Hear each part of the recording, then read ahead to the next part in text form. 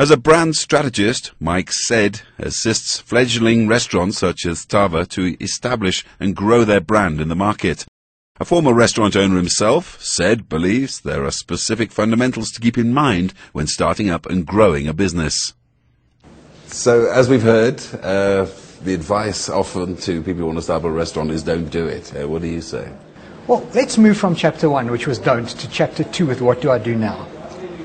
Before you open a restaurant, there are two questions that you have to ask yourself. The first question is, the week before I opened, exactly where did my customers go and eat?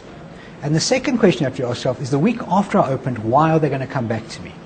And in those two questions, you've established your target market and your differential. And if you don't know those two things, don't even think about it. That's a pretty good place to start. Because it is a problem, isn't it, that people have this dream of opening a restaurant and it'd be a good thing for their wife who's a good cook, etc. But what is the reality? The reality is that most people don't understand the profitability or lack thereof of a restaurant. They don't understand the small retention that the restaurant actually keeps at the end. For every 100 Rand that a customer spends, the restaurant retains between 7 and 14 Rand. Now that is a very low amount of money. That's a 14% return. Big risk, big turnover, big outlay. That's where the problem lies. They don't understand the profitability and the financial side of the restaurant. You know, the restaurant's made up of commerce, art, and passion. The art and the passion, people like Matthew, Saul, they showed that. The commerce side is the part that most people don't understand and they cannot come to grips with. They try and open restaurants with just too little money. They always think they can pay capital expenses out of future profit.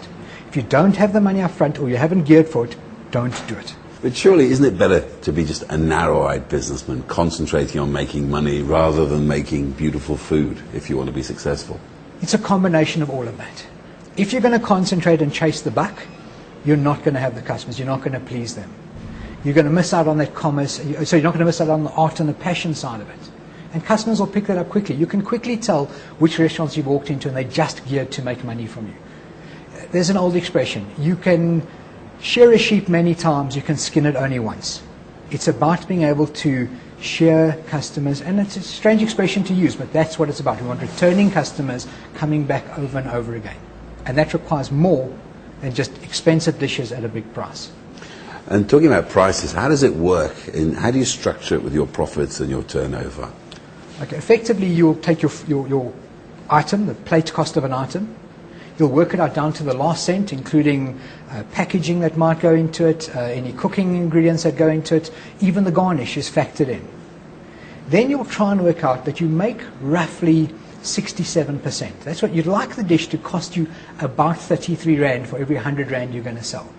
And then from that you'll take off another 11% for occupancy, maybe 24% for wages, a certain amount for bank charges, and in the end you'll come up with a number that you'd like to achieve, which is probably at the moment in the region of about 14%. What kind of a personality makes it as a restaurateur? It's a very interesting comment because I have met thousands of restaurateurs and no two are the same. So some are outgoing, loud, gregarious. Others are quiet operators in the back, employing strong teams to look after what's happening in the front. There is no set personality that works over any other. It's just understand the business. Understand the business of the business. Well, that's all from the Entrepreneurial Edge this week. If you have any comment on this show or any other, do drop us an email at the address on the screen or visit our Facebook page. But for now, from me, Chris Bishop, cheers.